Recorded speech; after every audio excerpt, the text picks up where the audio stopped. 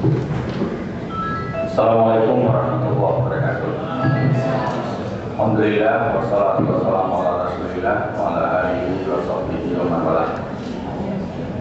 Bapak Profesor Endel Salim yang saya hormati, Profesor Chandra, Pak Taufik Ismail, Pak Bilar dan Pak Marzuki, dan hadirin yang berbahagia.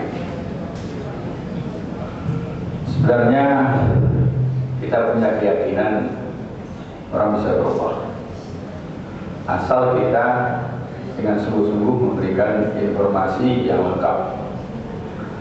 Karena informasi yang lengkap tentang bahaya rokok dari segala macam segi ini kalah dari informasi iklan-iklan yang sangat menarik dari topik rokok. Muhammadiyah sendiri, kalau kita lihat pada masa yang lalu, jangankan akan mengharamkan, ulama-ulama, pemimpin, tokoh-tokoh Muhammadiyah dulu merokok.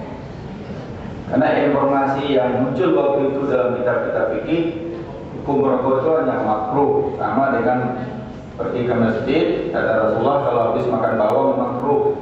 Jadi hanya dari aspek bau rokok saja. Tetapi kemudian setelah diberikan informasi yang lengkap, lalu Muhammadiyah berubah. Dapat informasi dari aspek ekonomi, dari aspek kesehatan, bahayanya, dan tanpa ragu, tadi dan tasdik pimpinan besar Muhammadiyah mengeluarkan fatwa bahwa rokok itu adalah haram. Dilihat dari aspek manapun.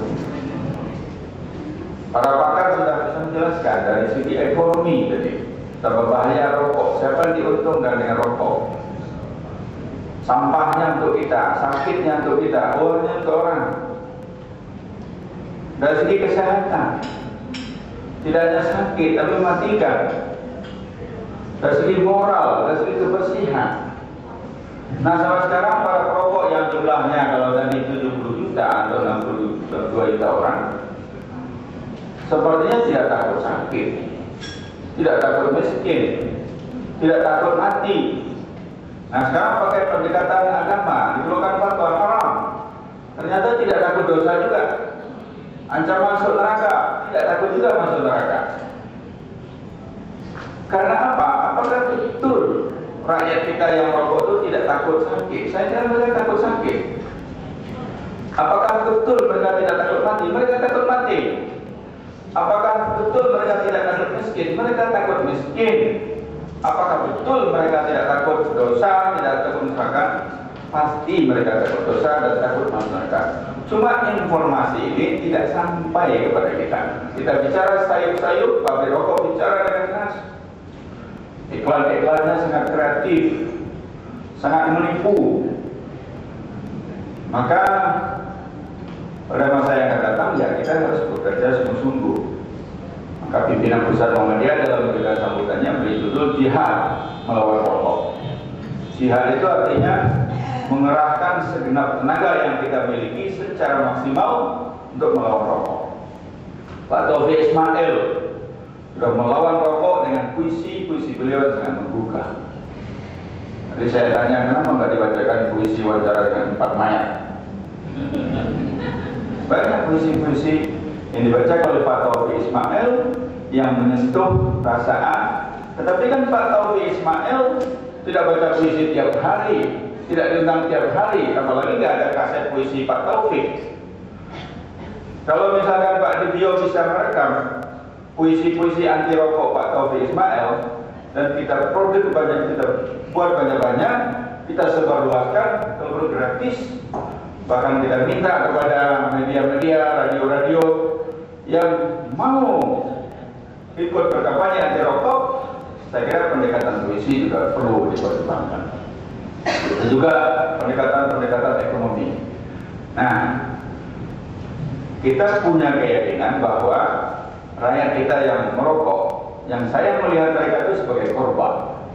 Mereka adalah korban dari industri rokok, mereka adalah korban dari partai yang lebih kejam daripada Nazisme dan komunisme itu, tetapi tidak disadari.